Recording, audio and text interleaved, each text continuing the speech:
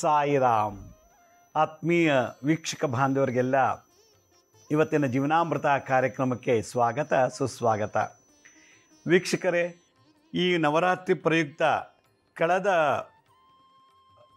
ಅಮಾವಾಸ್ಯೆ ಆದ ತಕ್ಷಣ, ಅಂದರೆ ಮಹಾಲಯ ಅಮಾವಾಸ್ಯೆ ಆದ ತಕ್ಷಣ ದಸರಾ ಪ್ರಾರಂಭ ಆಯಿತು, ನವರಾತ್ರಿ ಪ್ರಾರಂಭ ಆಯಿತು.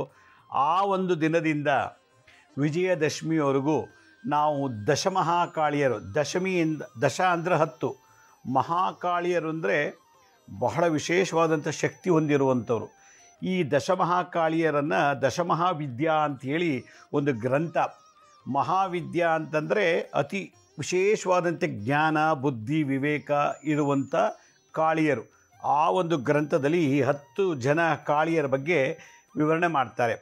ಈ ದಶಮಹಾಕಾಳಿಯಲ್ಲಿ ಮೊದಲನೇ ಕಾಳಿ ಕಾಳಿದೇವಿ, ಎರಡನೇದು ತಾರಾದೇವಿ, ಷೋಡಶೀ ದೇವಿ, ಭುವನೇಶ್ವರಿ, ಭೈರವಿ, ಚಿನ್ನಮಸ್ತಾದೇವಿ, ಧೂಮಾವತಿ, ಬಗಳಾಮುಖಿ ಮತ್ತು ಮಾತಂಗಿ, ಕೊನೆಯದಾಗಿ ಲಕ್ಷ್ಮೀ ಕಮಲಾದೇವಿ ಅಂಥೇಳಿ ಈ ಒಂದು ದಶಮಹಾಕಾಳಿಯರು.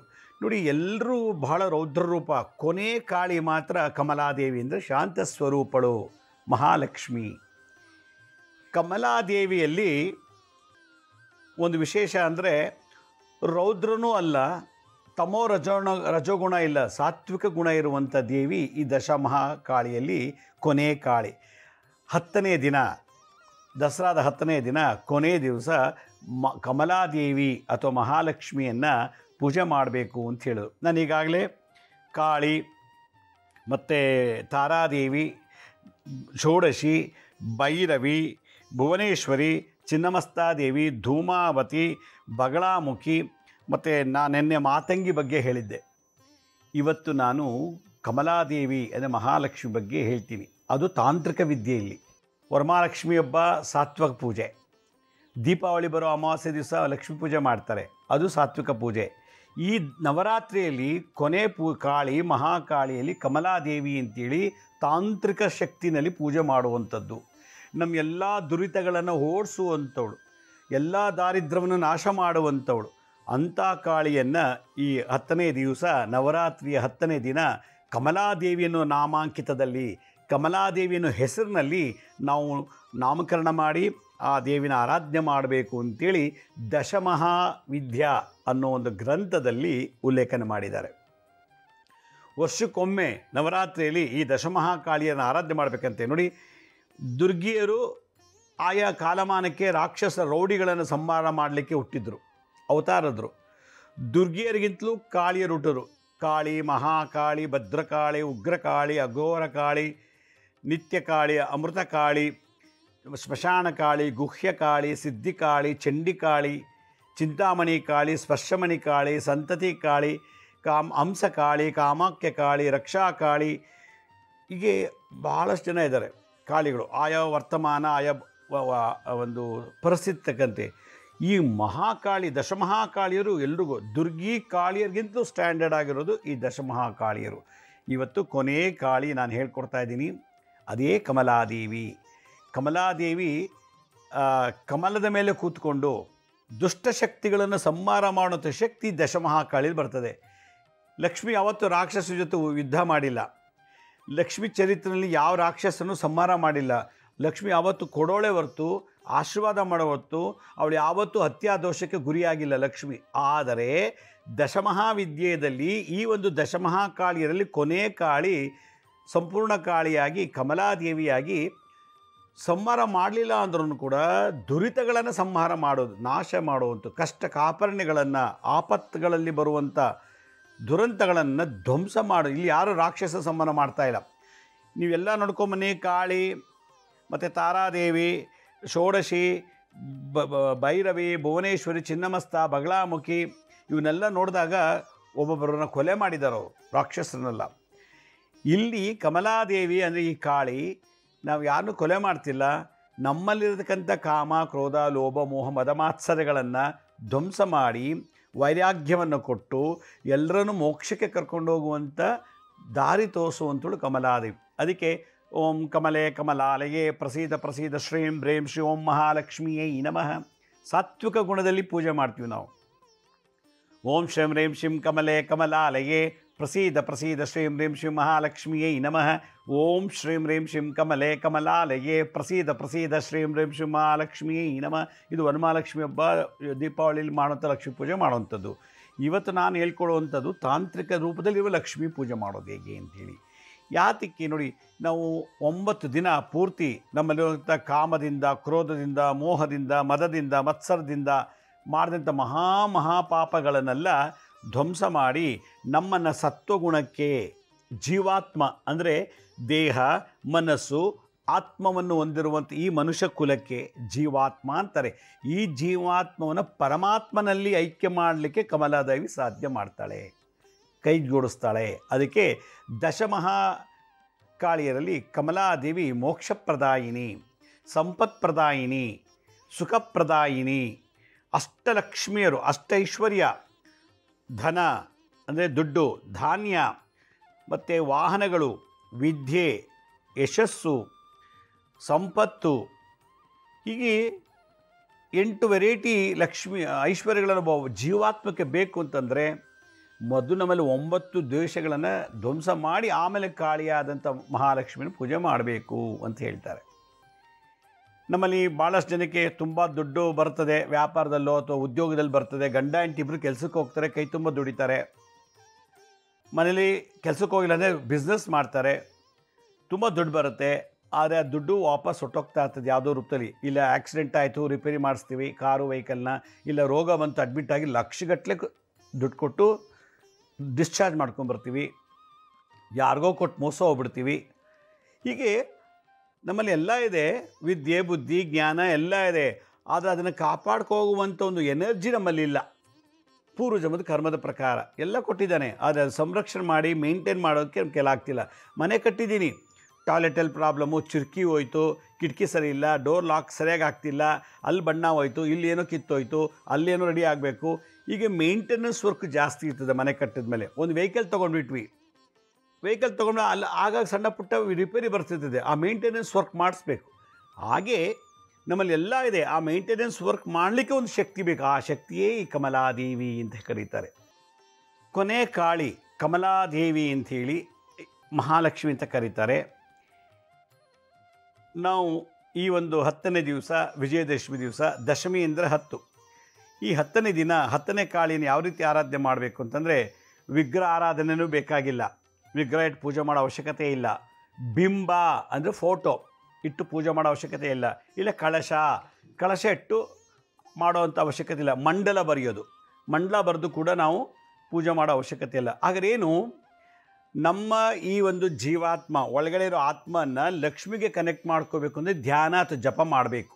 ಅದೇ ಹೇಳೋದು, ಜಗತ್ತಿನ ಲಕ್ಷ್ಮಿಗೆ ಲಕ್ಷ್ಮಿಗೆ ಏನು ಕಮ್ಮಿ ಇದೆ? ನಮ್ಮ ದುಡ್ಡಿಗೋಸ್ಕರ ಅಳ್ತಾ ಕೂತಿದ್ದಾಳ, ನಮ್ಮನೆ ಊಟಕ್ಕೋಸ್ಕರ ಅಳ್ತಾಳ, ನಾವು ಕೊಡೋ ವಸ್ತ್ರಕ್ಕೋಸ್ಕರ ಅಳ್ತಾಳ. ಇಡೀ ಜಗತ್ತು ಇಡೀ ಸಂಪತ್ತನ್ನು ಸೃಷ್ಟಿ ಮಾಡುತ್ತ ಲಕ್ಷ್ಮಿಗೆ ನಮ್ಮಿಂದ ಏನು, ಅವಳೇ ಸೃಷ್ಟಿ ಮಾಡೋದನ್ನು ಅವಳಿಗೆ ಕೊಡೋದು ದೊಡ್ಡ ಏನು ಪುರುಷಾರ್ಥ? ಇಲ್ಲಿ ಬೇಕಾಗಿರೋದು ಶ್ರದ್ಧೆಯಿಂದ ಭಕ್ತಿಯಿಂದ ಮಾಡುವಂಥ ಒಂದು ಉಪಾಸನೆ. ಆದ್ದರಿಂದ ನಾನು ಹೇಳುವಂಥ ಮಂತ್ರ ಹೇಗಿದೆ ಅಂತಂದರೆ, ಇವತ್ತು ದಿವಸ 8 ಲಕ್ಷ್ಮಿಯನ್ನು ಧ್ಯಾನ ಮಾಡಬೇಕಂತೆ, ಅಷ್ಟಲಕ್ಷ್ಮಿಯರನ್ನು ಧ್ಯಾನ ಮಾಡಬೇಕಂತೆ. ಅದಕ್ಕೆ 8 ಕಾಯಿನ್ಸ್ ತೊಗೊಳ್ಳಿ. 8 1 ರೂಪಾಯಿ ಕಾಯಿನು, 2 ರೂಪಾಯಿ ಇರ್ಬೋದು, 5 ರೂಪಾಯಿ ಇರ್ಬೋದು, 10 ರೂಪಾಯಿ ಇರ್ಬೋದು, ಯಥಾಶಕ್ತಿ ನಿಮಗೆ ಯಥಾಶಕ್ತಿ 8 ಕಾಯಿನ್ ತೊಗೊಳ್ಳಿ. ಅದನ್ನು ಒಂದು ಬಟ್ಟೆಲಿ ಕಟ್ಕೊಳ್ಳಿ. ಯಾವುದು? ಗ್ರೀನ್ ಕಲರ್, ಹಸಿರು ಬಣ್ಣದಲ್ಲಿ ಬಟ್ಟೆ ಕಟ್ಕೊಳ್ಳಿ. ಇಲ್ಲ ನನಗೆ ಬಟ್ಟೆ ಸಿಕ್ಕಿಲ್ಲ ಅಂದರೆ ವೀಳ್ಯದೆಲೆ ಮೇಲೆ ಇಟ್ಬಿಡಿ. ಹಸಿರು ಬಣ್ಣ ವೀಳ್ಯದೆಲೆ ಮೇಲೆ ಭಾಳ ಇನ್ನೂ ಸಿಂಪಲ್, ದುಂದು ಖರ್ಚೇ ಬೇಡ. 8 ಕಾಯಿನ್ಸ್ ತೊಗೊಳ್ಳಿ, ವೀಳ್ಯದೆಲೆ ಮೇಲೆ ಇಡಿ, ಅಡಿಕೆ ಇಡಿ. 8 ಅರಿಶಿಣದ ಕೊಂಬು ತೊಗೊಳ್ಳಿ. 8 ಅರಿಶಿಣದ ಕೊಂಬು ತೊಗೊಳ್ಳಿ. ಸಣ್ಣ ಅರಿಶಿಣ ಕುಂಕುಮದ ಪ್ಯಾಕೆಟ್ ಸಿಗುತ್ತೆ, ಅರಿಶಿಣ ಕುಂಕುಮದ ಪ್ಯಾಕೆಟು. 8 ಅರಿಶಿಣದ ಕೊಂಬು, 8 ಅರಿಶಿಣದ ಪ್ಯಾಕೆಟ್, ಅರಿಶಿಣ ಕುಂಕುಮದ ಪ್ಯಾಕೆಟು, ವೀಳ್ಯದೆಲೆ, ಅಡಿಕೆ, ಕಾಯಿನ್ಸ್ ಕೈಲಿಟ್ಕೊಂಡು ಪೂರ್ವ ಅಥವಾ ಉತ್ತರಕ್ಕೆ ಮುಖ ಮಾಡಿಕೊಂಡು ಓಂ ಹ್ರೀಂ ಅಷ್ಟಮಹಾಲಕ್ಷ್ಮಿಯೈ ನಮಃ, ಓಂ ಹ್ರೀಂ HREEM ಹ್ರೀಂ, ಓಂ ಹ್ರೀಂ ಅಷ್ಟಲಕ್ಷ್ಮಿಯೈ ನಮಃ, ಓಂ ಹ್ರೀಂ ಅಷ್ಟಮಹಾಲಕ್ಷ್ಮಿಯೈ ನಮಃ, ಓಂ ಹ್ರೀಂ ಅಷ್ಟಮಹಾಲಕ್ಷ್ಮಿಯೇ ನಮಃ. ಅಷ್ಟಲಕ್ಷ್ಮಿ ಬೇರೆ, ಅಷ್ಟಮಹಾಲಕ್ಷ್ಮಿ ಬೇರೆ. ಇಲ್ಲಿ ವ್ಯತ್ಯಾಸ. ಓಂ ಹ್ರೀಂ ಅಷ್ಟಮಹಾಲಕ್ಷ್ಮಿಯೇ ನಮಃ. ಮಹಾ ಅಂದರೆ ಅಗಾಧ, ಇನ್ಫಿನೇಟ್, ಎಂಡ್ಲೆಸ್, ಕೊನೆ ಇಲ್ಲದಂಥದ್ದು. ಎಷ್ಟೇ ಖರ್ಚು ಮಾಡಿದ್ರೂ ಖರ್ಚಾಗ್ತಾನೆ ಇರೋದಿಲ್ಲ. ಎಷ್ಟೇ ಇನ್ವೆಸ್ಟ್ ಮಾಡಿದ್ರೂ ಬರ್ತಾನೆ ಇರ್ತದೆ, ಅಂತ್ಯನೇ ಇಲ್ಲ, ಅಕ್ಷಯ ಆಗುವಂಥದ್ದು. ಅದಕ್ಕೆ ಅಷ್ಟಮಹಾಲಕ್ಷ್ಮಿಯೇ ನಮಃ. ಓಂ ಹ್ರೀಂ, ಇಲ್ಲಿ ಶ್ರೀಮ್ ಅಂತ ಬರ್ತಿಲ್ಲ ನೋಡಿ. ಇದೊಂದು ಭಾಳ ಬ್ಯೂಟಿ ಏನಂದರೆ ಶ್ರೀಮ್ ಅಂತ ಬರ್ತಿಲ್ಲ ಇಲ್ಲಿ. ಶ್ರೀಮ್ ಅಂದರೆ ಲಕ್ಷ್ಮಿ, ಇಲ್ಲಿ ಶ್ರೀಮನ ಬೀಜಾಕ್ಷರನೇ ಇಲ್ಲ ನೋಡಿ. ದಶಮಹಾವಿದ್ಯದಲ್ಲಿ ಇದೊಂದು ಮಂತ್ರ, ಇದು ತಾಂತ್ರಿಕ ಲಕ್ಷ್ಮಿ ಅಂತೇಳಿ. ಹ್ರೀಂ ಅಂದ್ರೇನು? ಸರ್ವ ದುರಿತಗಳನ್ನು, ಸರ್ವ ದುಷ್ಟ ಚಟಗಳನ್ನು, ಆಪತ್ ಕಾಲದಲ್ಲಿ ಬರುವಂಥ ದೋಷಗಳು, ಅಪಘಾತಗಳು, ಏನೇನಿದೆಯೋ ನಮ್ಮ ಕಷ್ಟಗಳನ್ನು ನಾಶ ಮಾಡುವಂಥಳು ಹ್ರೀಂ ಅಂತ ಬಂದು. ಸರ್ವ ವಿಭೂತಿದಾಯ. ಹ್ರೀಂ ಅಂದರೆ ಸರ್ವ ವಿಭೂತಿಗಳು, ಎಲ್ಲ ಥರ ತೊಂದರೆಗಳ ನಾಶ ಮಾಡೋಳು. ಎಲ್ಲ ಥರ ತೊಂದರೆ ನಾಶ, ನಾವು ಶ್ರೀಮಂತರಾದ್ರಲ್ವ, ಎಲ್ಲ ತೊಂದರೆಗಳು ನಿವಾರಣೆ ಆಯಿತು, ನಾವು ಶ್ರೀಮಂತರಾಗಿದ್ದೀವಿ ಅಂತ. ಆ ಲಕ್ಷ್ಮಿಗೆ ಇವತ್ತು ನಾವು ಪೂಜೆ ಮಾಡಬೇಕು 10ನೇ ದಿವಸ. ಓಂ ಹ್ರೀಂ ಅಷ್ಟಮಹಾಲಕ್ಷ್ಮಿಯೇ ನಮಃ. ಓಂ ಹ್ರೀಂ ಅಷ್ಟಮಹಾಲಕ್ಷ್ಮಿಯೇ ನಮಃ ಅಂಥೇಳಿ ಆ ವಿಳ್ಯದೆಲೆ ಮೇಲಿಟ್ಟಿರೋ ಕಾಯಿನ್ಸು, ಅಷ್ಟೊತ್ತು ಕೊಂಬು ಎಲ್ಲನೂ ಕೈಲಿಟ್ಕೊಂಡು ಜಪ ಮಾಡಿಬಿಟ್ಟು 8 ಜನ ಸುಮಂಗಲಿಯರಿಗೆ ಕೊಡಬೇಕು. 8 ಜನ ಮುತ್ತೈದೆಯರಿಗೆ ಪೂಜೆ ಮಾಡಿ ಜಪ ಮಾಡಿದ ತಕ್ಷಣ ಅಷ್ಟೇ ಕೊಡಬೇಕು ನೀವು. ಇನ್ನೂ ಯಥಾಶಕ್ತಿ ಇದ್ದರೆ ಹಣ್ಣು ಫಲ ಎಲ್ಲ ಕೊಡ್ಬೋದು, ತಪ್ಪೇನಿಲ್ಲ. ಆದರೆ ಇವತ್ತು ಆ ದೇವಿಗೆ ಬೇಕಾದದ್ದು, ಅವಳ ರಕ್ತಕ್ಕೆ, ಅವಳ ನರನಾಡಿಗಳಿಗೆ ಶಾಂತಿ ಆಗೋದು ಇದಿಷ್ಟು ಪದಾರ್ಥ, ಈ ದ್ರವ್ಯಗಳನ್ನು ನೀವು ಕೊಡಬೇಕು. ಕೊಟ್ಬಿಟ್ಟು ಆ 8 ಜನ ಸುಮಂಗಲಿಯರಿಗೆ ನಮಸ್ಕಾರ ಮಾಡಬೇಕು. ಈ ರೀತಿ ಮಾಡಿದ್ದೇ ಆದರೆ ನಿಮಗೆ ಈ ನವರಾತ್ರಿಯ ಒಂದು ವಿಶೇಷ ಫಲ ಪ್ರಾಪ್ತಿ ಆಗ್ತದೆ. ಇದು ಸತ್ವಗುಣ ಮಹಾಲಕ್ಷ್ಮಿ. ಹ್ರೀಂ ಅಂತ ತಾಂತ್ರಿಕ ಮಂತ್ರ, ಅದು ಕಾಳಿ ಶಕ್ತಿಯದಲ್ಲಿ. ಹ್ರೀಂ ಕ್ಲೀಂ ಅನ್ನೋದೆಲ್ಲ ಭಾಳ ವಿಶೇಷವಾದ ಎನರ್ಜಿ. ಅದರಲ್ಲಿ ಇಲ್ಲಿ ಶ್ರೀಂ ಅನ್ನೋ ಬದಲು ಓಂ ಹ್ರೀಂ ಅಷ್ಟಮಹಾಲಕ್ಷ್ಮಿಯೇ ನಮಃ ಅಂತ ಜಪ ಮಾಡಬೇಕು. ಇವತ್ತು ನವರಾತ್ರಿ 10ನೇ ರಾತ್ರಿ ದಿವಸ ಈ ಒಂದು ಕಮಲಾದೇವಿಯನ್ನು ಜಪ ಮಾಡಿ, ಅಂದರೆ ಮಹಾಲಕ್ಷ್ಮಿಯನ್ನು ಓಂ ಹ್ರೀಂ ಅಷ್ಟಮಹಾಲಕ್ಷ್ಮಿಯೇ ನಮಃ ಅಂತ ಜಪ ಮಾಡಿದ್ದೆ ಆದರೆ ನೋಡಿ, ಸಾಲಬಾಧೆ, ರೋಗಬಾಧೆ ಎಲ್ಲ ನಿಮಗಿರೋ ಎಲ್ಲ ದುರಿತಗಳು. ಹ್ರೀಂ ಅಂದರೆ ಎಲ್ಲ ಥರ ದೋಷಗಳು, ಹ್ರೀಂ ಅಂದರೆ ಎಲ್ಲ ಥರ ಕಷ್ಟಗಳು, ಹ್ರೀಂ ಅಂದರೆ ಎಲ್ಲ ಜಾತಿ ವೆರೈಟಿಯ ಕಾಪರ್ಣೆಗಳೆಲ್ಲ, ಕಷ್ಟ ಕಾಪರ್ಣೆಗಳೆಲ್ಲ ನಿವಾರಣೆ ಆಗುತ್ತೆ. ಈ ಥರದ್ದು ಒಂದು ತಂತ್ರ ಭಾಳ ಸಿಂಪಲ್ಲಾಗಿ, ಹೆಚ್ಚಿಗೆ ಬಂಡವಾಳ ಇಲ್ದೇನೆ. ಇಲ್ಲಿ ಭಾಳ ಆಡಂಬರ ಬೇಡ, ಭಕ್ತಿಯಲ್ಲಿ ಆಡಂಬರ ಇರಲಿ, ಶ್ರದ್ಧೆಯಲ್ಲಿ ಶ್ರೀಮಂತಿಕೆ ಇರಲಿ. ಅದು ಬಿಟ್ಬಿಟ್ಟು ಅಲಂಕಾರ, ಲೈಟಿಂಗ್ ಅರೇಂಜ್ಮೆಂಟು ಏನು ಭಾಳ ವಜ್ರ ವೈಡೂರ್ಯಗಳೆಲ್ಲ ಹಾಕಿ ಪೂಜೆ ಮಾಡಿದ್ರೆ ಅವ್ರು ಸೃಷ್ಟಿ ಮಾಡೋದು ಅವ್ರಿಗೆ ಕೊಡೋದು ನಮಗೇನು ದೊಡ್ಡ ಪುರುಷಾರ್ಥ ಅಲ್ಲ. ಅವಳು ಯಾರು ಸೃಷ್ಟಿ ಮಾಡಿಲ್ಲ, ಭಕ್ತಿ ಶ್ರದ್ಧೆ ಸೃಷ್ಟಿ ಮಾಡಿಲ್ಲ. ಇಡೀ ಜಗತ್ತಿನಲ್ಲಿ ಗಾಳಿ, ನೀರು, ಬೆಳಕು, ಚಿನ್ನ, ವಜ್ರ, ವೈಢೂರ್ಯ ಎಲ್ಲ, ಧನ, ಧಾನ್ಯ, ಪಶು ಪಕ್ಷಿಗಳು, ಧಾನ್ಯಗಳು, ಫಲಗಳು, ತರಕಾರಿ, ಹೂ ಎಲ್ಲ ಸೃಷ್ಟಿ ಮಾಡಿದ್ದಾರೆ.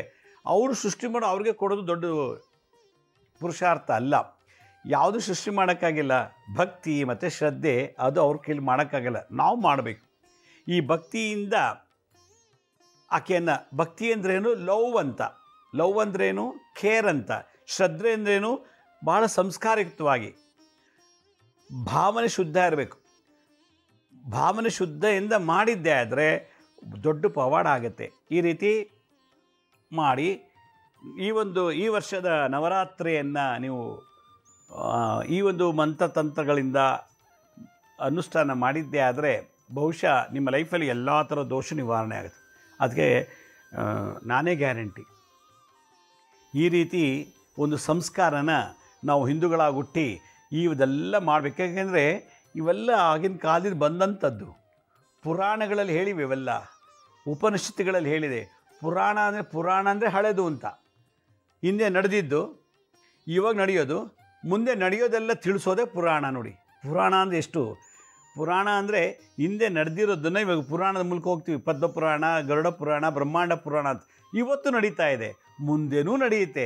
ಈ ಹಿಂದೆ ನಡೆದಿದ್ದು, ಇವಾಗ ನಡೆದು, ಮುಂದೆ ನಡೆದ ಬಗ್ಗೆ ಮಾಹಿತಿ ಕೊಡೋ ಗ್ರಂಥವೇ ಈ ಅಷ್ಟಾದಶ ಪುರಾಣಗಳು, 18 ಪುರಾಣಗಳು.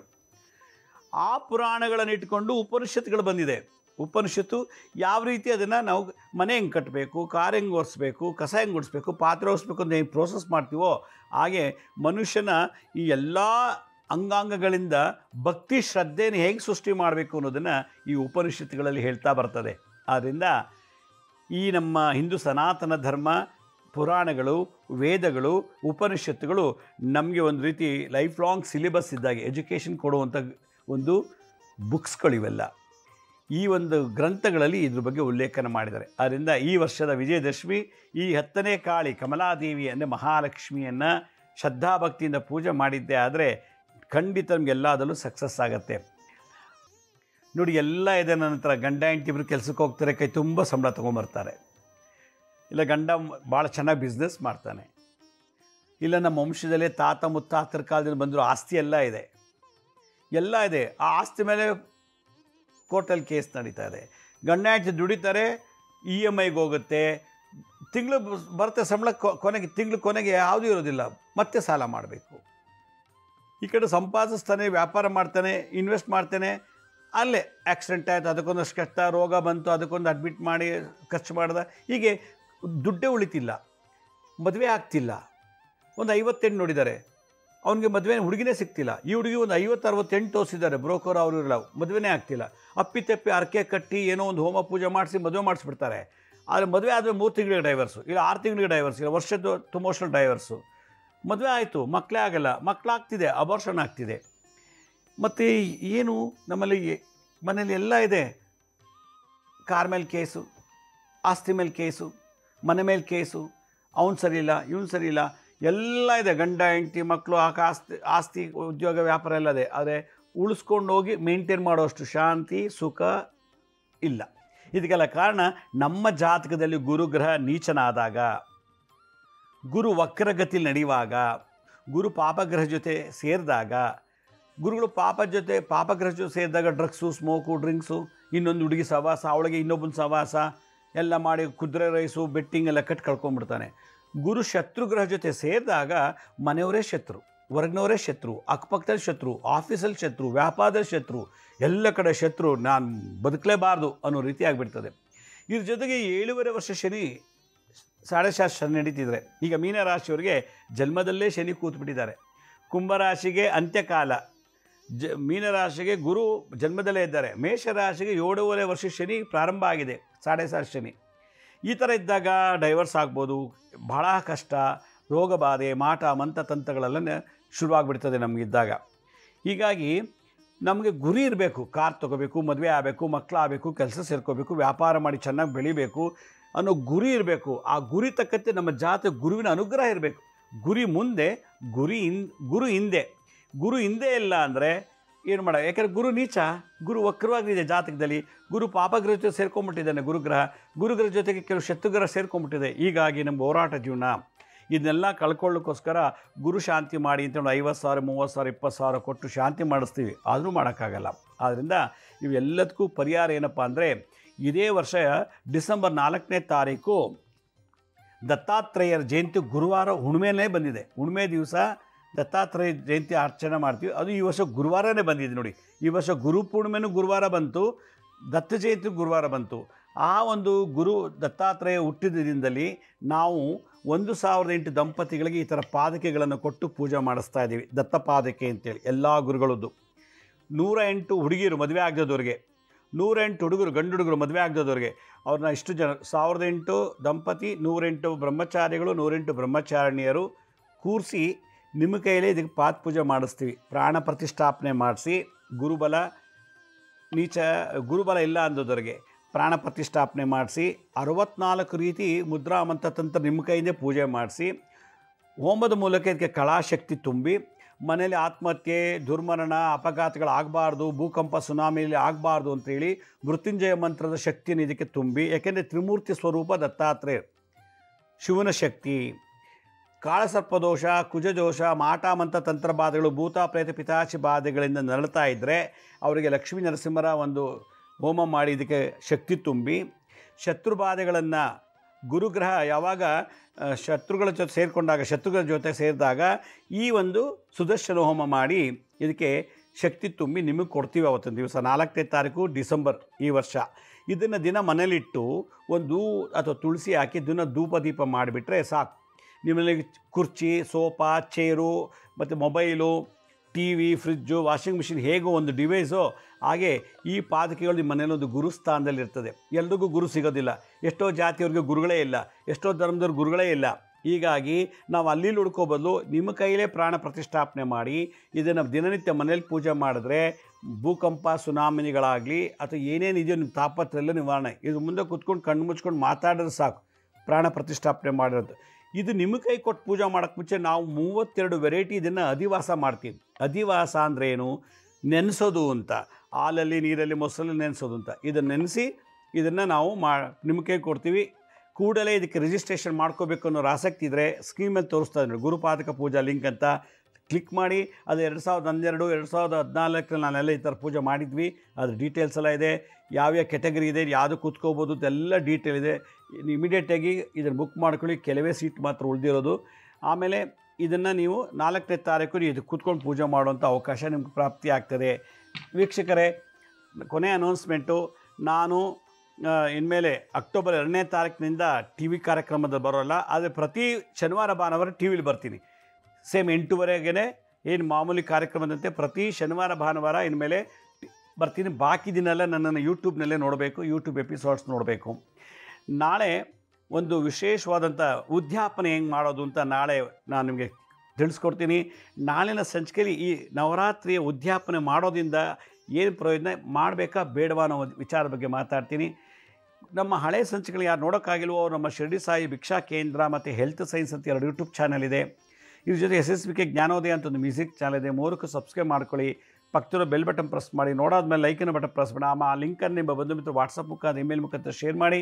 ಗುರುಜಿ ಲಕ್ಷ್ಮೀ ಶ್ರೀನಿವಾಸ್ ಅಂತೇಳಿ ಫೇಸ್ಬುಕ್, ಇನ್ಸ್ಟಾಗ್ರಾಮು, ಟ್ವಿಟ್ಟರ್, ಲಿಂಕ್ಡ್ಇನ್ನಲ್ಲಿ ಕೂಡ ಅಪ್ಲೋಡ್ ಮಾಡ್ತೀವಿ. ವೀಕ್ಷಕರೇ, ಈ ಪಾದಕ ಪೂಜೆಗೆ ನೀವು ಕೊಡೋ ಹಣ ಭಿಕ್ಷೆ ಇದೆಯಲ್ಲ, ಅದನ್ನು ನಾವು ಉಚಿತ ಅನಾಶ್ರಮ ಮಾಡ್ತಾಯಿದ್ದೀವಿ, ಉಚಿತ ವೃದ್ಧಾಶ್ರಮ, ಉಚಿತ ಗುರುಕುಲ ಮಾಡ್ತಾಯಿದ್ದೀವಿ, ಮತ್ತು ಪಾಂಡುರಂಗ ದೇಶದ ಜೀರ್ಣೋದ್ಧಾರ ಮಾಡ್ತೀವಿ. ಆ ಒಂದು ಸೇವೆಗೆ ನೀವು ಕೊಡೋ ಒಂದು ಭಿಕ್ಷೆ ವಿನಿಯೋಗ ಆಗುತ್ತೆ ಅಂತ ಹೇಳ್ತಾ ನಾಳಿನ ಸಂಚಿಕೆಯಲ್ಲಿ ನಿಮ್ಮನ್ನು ಭೇಟಿ ಮಾಡ್ತೀನಿ. ಅಲ್ಲಿವರೆಗೂ ನನ್ನ ನಮಸ್ಕಾರ. ಸಾಯಿರಾಮ್.